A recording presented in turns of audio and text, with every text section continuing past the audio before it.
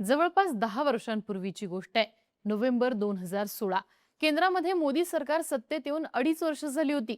त्यावेळी तत्कालीन गृहराज्यमंत्री किरेन रिजिजू यांनी संसदेत एक लेखी उत्तर दिलं होतं, ज्या उत्तरानं मोठी खळबळ उडाली होती. रिजिजू असं म्हणाले होते की भारतात सध्या अंदाजे 2 कोटी बांगलादेशी बेकायदेशीरपणे राहत आहेत. सरकारनं संसदेत लेखी स्वरूपात हा आकडा दिला होता, ज्यामुळे त्याची इतकी चर्चा झाली होती. कट टू मे 2026. देशाचे गृहमंत्री अमित शहा हे सध्या 4 राज्यांच्या दौऱ्यावर आहेत. राजस्थान, गुजरात, त्रिपुरा आणि पश्चिम बंगाल ही ती 4 राज्य. इथे लक्षात घेण्यासारखी गोष्ट आहे ती म्हणजे ही 4ही राज्य भारताच्या सीमेवरती आहेत. यापैकी 2 राज्यांची बॉर्डर पाकिस्तानला लागून आहे, तर 2 राज्यांची बॉर्डर बांगलादेशला. अमित शहा हे 20 दिवसांमध्ये या 4ही राज्यांच्या बॉर्डरचा दौरा करतायत.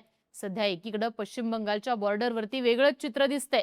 मुख्यमंत्री सुवेंदू अधिकारी यांनी दिलेल्या आदेशानंतर शेकडो बांगलादेशी लोक भारत सोडून त्यांच्या देशात परत जात आहेत. त्याच वेळी इकडे अमित शहा हे वेगवेगळ्या राज्यांच्या बॉर्डरवरती जात असल्यामुळे लवकरच देशभरात काहीतरी मोठं घडणार आहे अशा चर्चा सुरू झाल्यात. केंद्र सरकारनं आता देशामध्ये ऑपरेशन क्लीन लॉन्च केलं असल्याचं देखील बोललं जातंय. नक्की घडतंय काय? अमित शहा हे वेगवेगळ्या राज्यांच्या बॉर्डरचे दौरे का करतायत? सरकारचं ऑपरेशन क्लीन नेमकं आहे काय? देशात आता काही मोठं घडण्याची शक्यता आहे का? समजून घेऊयात या व्हिडिओच्या माध्यमातून. नमस्कार, मी आरती आणि तुम्ही बघताय बोल भिडू. तर सुरुवातीला अमित शहा यांच्या बॉर्डर्सवरच्या दौऱ्यांबद्दल जाणून घेऊयात. अमित शहा हे 25 आणि 26 मेच्या दिवशी राजस्थानच्या बिकानेर इथं गेले होते. त्यावेळी त्यांनी भारत पाकिस्तान सीमेजवळच्या अत्यंत दुर्गम अशा सांचू बॉर्डर आउटपोस्टला भेट दिली. यानंतर त्यांनी गृह मंत्रालयाचे वरिष्ठ अधिकारी, BSFचे जवान तसंच बिकानेर, जैसलमेर, बाडमेर, श्री गंगानगर आणि फलोदी या बॉर्डर जवळच्या 5 जिल्ह्यांचे जिल्हाधिकारी आणि पोलीस अधीक्षकांसोबत हाय लेव्हल मीटिंग घेतली.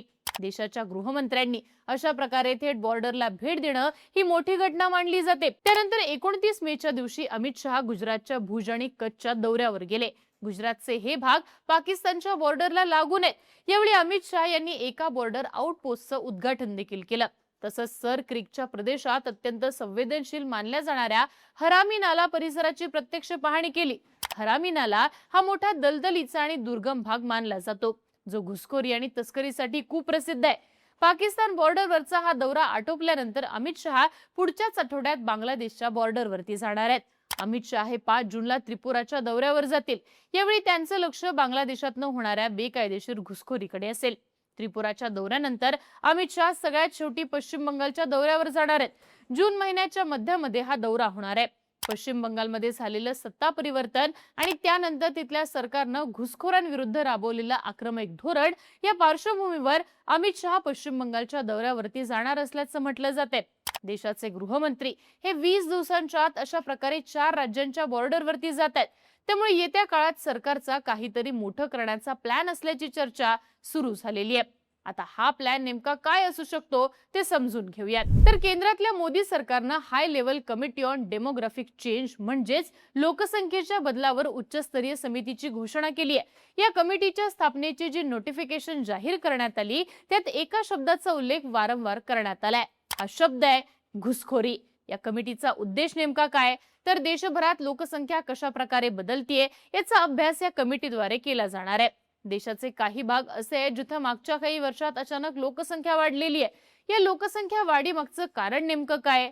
अवैध स्थलांतरामुळे हे होतंय का याचा शोध ही समिती घेणार आहे. सीमापार घुसखोरी होत असेल तर ती कशी होते? अवैध स्थलांतराचे मार्ग काय आहेत? घुसखोरीमुळे बॉर्डर जवळच्या स्थानिक समुदायांना अल्पसंख्याक बनण्याचा धोका किती आहे?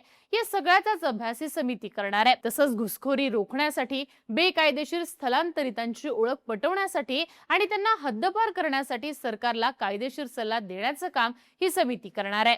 थोडक्यात काय तर केंद्र सरकार आता अवैध घुसखोरीच्या मुद्द्यावरनं आक्रमक झालेलं असून यावरती कायमचा उपाय शोधण्याचं काम केंद्राकडनं केलं जात आहे. सर्वोच्च न्यायालयाचे निवृत्त न्यायाधीश प्रकाश नावळेकर यांना या समितीचं अध्यक्ष बनवण्यात आले. त्यांच्यासोबत भारताचे सेन्सस कमिशनर, निवृत्त प्रशासकीय अधिकारी तसंच अर्थशास्त्रज्ञ यांचा या समितीमध्ये समावेश आहे. ही समिती येत्या वर्षभरात आपला बनवलेला रिपोर्ट हा सरकारकडे सोपवणार आहे. आता एकीकडे या समितीची स्थापना झालेली असताना दुसरीकडे केंद्रीय गृहमंत्री अमित शहा हे देशाच्या सीमांचे दौरे करतात. या दौऱ्यांमागचा उद्देश नेमका काय आहे ते देखील समजून घेऊयात. तर केंद्र सरकारनं अलीकडेच देशाची बॉर्डर सुरक्षित करण्यासाठी एक अत्यंत महत्त्वाचा असा निर्णय घेतलाय. गृहमंत्री अमित शहा यांनी आदेश दिलेले आहेत की देशाच्या आंतरराष्ट्रीय बॉर्डरच्या आत 15 किलोमीटर पर्यंत जी काही अनधिकृत बांधकामं असतील ही सगळी बांधकामं पाडून टाका. जनरली होतं काय की घुसखोर हे आधी अवैध मार्गाने बॉर्डर क्रॉस करून भारतात प्रवेश करतात, त्यानंतर देशात हळूहळू आपलं बस्तान मांडायला सुरुवात करतात. त्यामुळे बॉर्डरच्या आसपास घुसखोरांच्या अवैध वसाहती तयार होतात.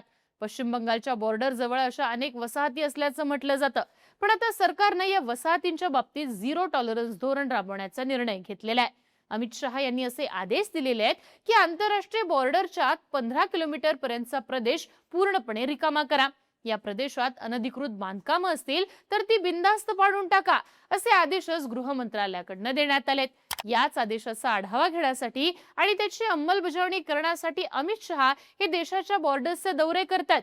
सरकार घुसखोरांविरुद्ध राबवत असलेल्या याच धोरणाला ऑपरेशन क्लीन असं म्हटलं जात आहे. पश्चिम बंगालमध्ये सध्या घुसखोरांविरुद्ध भाजपचं सरकार चांगलंच आक्रमक झालेलं आहे. सुवेंदू अधिकारी यांनी मुख्यमंत्री पदाची शपथ घेतल्यापासून अवैध घुसखोरांना देशाबाहेर हकलण्यासाठी अनेक निर्णय घेतलेले आहेत. अधिकारी यांनी पश्चिम बंगालच्या प्रत्येक जिल्ह्यात होल्डिंग सेंटर उभारण्याचे आदेश दिलेले आहेत. पोलीस आधी घुसखोरांचा शोध घेऊन त्यांना या होल्डिंग सेंटर्स मध्ये आणतील, जिथं त्यांची तपासणी केल्यानंतर त्यांना त्यांच्या देशांमध्ये परत पाठवलं जाईल. यासोबतच पश्चिम बंगालच्या सरकारनं बीएसएफला बांगलादेश बॉर्डरवरती फेन्सिंग उभारण्यासाठी जमीन देण्याची घोषणा देखील केलेली आहे. फेन्सिंगचं काम लवकरात लवकर केलं जावं असे आदेशच मुख्यमंत्री सुवेंदू अधिकारी यांनी दिलेले आहेत. थोडक्यात काय तर केंद्र सरकार आता घुसखोरांविरुद्ध ऍक्शन मोडवरती आलेलं दिसतंय. सरकारचा प्रयत्न फक्त घुसखोरी रोखण्याचा नाहीये, तर देशातले घुसखोर शोधत त्यांना देशाबाहेर हकलण्याचा प्रयत्न सुद्धा सदैव केंद्रातल्या मोदी सरकारकडनं केला जातोय. यासाठीच डेमोग्राफिक चेंज कमिटीच्या स्थापनेसारखी पावलं ही उचलण्यात आलेली आहेत. आता सरकारच्या या प्रयत्नांना कितपत यश येतं, देशातली घुसखोरी पूर्णपणे थांबते का आणि देशात असलेले घुसखोर बाहेर हकलले जातात का, हे पाहणं महत्त्वाचं असणार आहे. केंद्र सरकारच्या घुसखोरी विरोधातल्या या धोरणाबद्दल तुम्हाला काय वाटतं? तुमची मतं आणि प्रतिक्रिया कमेंट बॉक्समध्ये लिहून नक्की कळवा आणि अशाच माहितीपूर्ण व्हिडिओसाठी बोलबिडूला सबस्क्राईब करा.